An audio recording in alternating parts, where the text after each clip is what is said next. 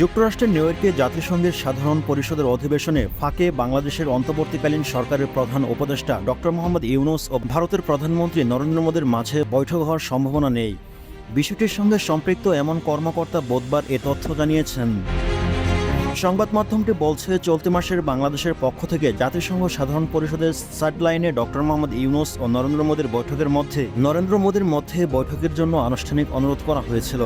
নাম প্রকাশ করা না সত্ত্বে ভারতীয় কর্মকর্তারা বলছেন, শেখ হাসিনা সরকারের পতনের পর থেকে দ্বিপাক্ষিক সম্পর্কে যে টানাপোড়েন দেখা দিয়েছে তা দূর করতে সাহায্য করবে এই আশায় এই বৈঠক বিষয়ে আগ্রহী।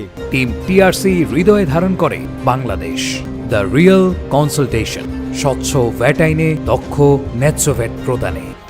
বিষয়টির সঙ্গে সম্পৃক্ত ব্যক্তিরা বলছেন, এ ধরনের বৈঠক ভারতের এজেন্ডায় অংশ নয়। এছাড়া মার্কিন যুক্তরাষ্ট্রে মোদীর 3 দিনের সফর ঠাসা শিডিউলে পূর্ণ থাকবে। এক কর্মকর্তা বলছেন, নিউ ইয়র্কের সাধারণ অধিবেশনের ফাঁকে মোদী কিছু দ্বিপাক্ষিক বৈঠক করবেন বলে আশা করা হচ্ছে। তবে বাংলাদেশে অন্তর্বর্তীকালীন সরকারের প্রধান ডক্টর মোহাম্মদ ইউনূসের সঙ্গে কোনো বৈঠক মোদীর শিডিউলে নেই। এছাড়া হিন্দুস্তান টাইমস বলছে, সাম্প্রতিক একটি সাক্ষাৎকারে বাংলাদেশ ভারত সম্পর্কের বিষয়ে ডক্টর মোহাম্মদ ইউনূসের মন্তব্য এবং ঢাকার অন্তর্বর্তী সরকারের সদস্যদের প্রায় প্রতিদিন মন্তব্য ভারতের সমালোচনা নয়াদিল্লির ভালো লাগেনি।